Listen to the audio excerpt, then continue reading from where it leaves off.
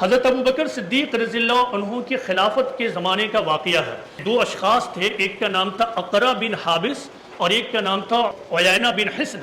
یہ دونوں رسول اللہ صلی اللہ علیہ وسلم کے زمانے میں رسول اللہ سے گفٹ لے چکے تھے۔ انہیں مؤلفۃ القلوب کہا جاتا ہے، یعنی وہ لوگ جن کے دلوں کو نرم کیا گیا۔ تو غالباً غزوہ حنین کے بعد آپ نے ان لوگوں کو بہت سارے اونٹ بطور گفٹ دیا تھا، یعنی تاکہ ان کے دل نرم ہو اور یہ اسلام کے قریب آئے۔ جب ابوبکر صدیق رضی اللہ عنہ کا زمانہ آیا تو یہ دونوں دوبارہ ان کے پاس آئے اور پچھلے واقعے کا حوالہ دیتے ہوئے کہا کہ ایسا ایسا ہمارے ساتھ ہوا تھا، ہم چاہتے ہیں کہ وہ جو زمین ہے فلاں زمین وہ آپ ہمیں لکھ دیجئے۔ ابوبکر صدیق نے دیکھا کہ رسول اللہ نے بھی آپ کے ان لوگوں کے ساتھ نرمی کا معاملہ کیا تھا، تالیف قلب کا معاملہ کیا تھا، میں بھی کچھ کر دیتا ہوں۔ آپ نے وہ زمین جو ان لوگوں نے ڈیمانڈ کیا وہ ان لوگوں کو الاٹ کر دیا اور اس کے لیے کاغذ بھی دے دیا۔ اب وہ جب باہر نکلتے ہیں، یہ دونوں اقرا بن حابس اور عیینہ، یہ جب باہر نکلتے ہیں تو پھر حضرت عمر ادھر سے آ رہے تھے۔ حضرت عمر رضی اللہ عنہ نے دیکھا تو پہچان بھی لیا، انہوں نے کاغذ ہاتھ میں دیکھا، بولا کیا ہے لاؤ۔ انہوں نے کھول کر اس کو دیکھا تو دیکھا کہ فلاں زمین کو حضرت ابوبکر نے ان کے نام الاٹ کر دیا ہے۔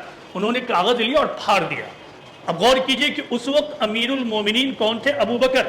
حضرت عمر امیر المومنین نہیں تھے، یعنی مسلم اسٹیٹ کے، مسلم سماج کے وہ ہیڈ نہیں تھے، ہیڈ ابوبکر تھے۔ لیکن حضرت عمر نے اس کو لیا اور پھاڑ دیا اور کہا کہ رسول اللہ صلی اللہ علیہ وسلم نے جس وقت یہ معاملہ کیا اس وقت اسلام کی پوزیشن یہ تھی، اب اسلام کی یہ پوزیشن نہیں، ابھی ہم نہیں سمجھتے ہیں کہ اس کی ضرورت ہے۔ اب وہ دونوں دورے ابوبکر صدیق کے پاس گئے اور برجستہ کہا، دیکھیے اب یہ پرووکیٹو اسٹیٹمنٹ ان لوگوں نے دیا ابوبکر صدیق رضی اللہ عنہ کو کہ اچھا یہ بتائیے کہ امیر آپ ہیں یا وہ ہیں؟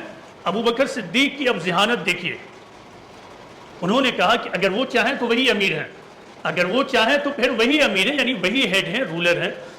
پھر وہ لوگ واپس وہاں سے لوٹ گئے۔ اب اس واقعے پر غور کیجیے، پورا واقعہ ابوبکر کو بھی معلوم ہوا، پھر دوسرے صحابہ کو بھی معلوم ہوا، لیکن کسی نے اس پر کوئی ریئیکشن نہیں کیا۔ کیوں؟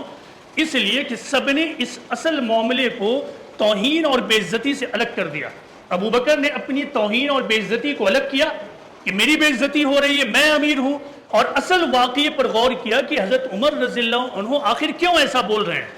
جب غور کرنے سے یہ معلوم ہوا کہ یہ بات صحیح ہے تو انہوں نے بھی اس کو قبول کر لیا، باوجود اس کے کہ امیر کا قلم چل چکا تھا۔ یہ مسلم سماج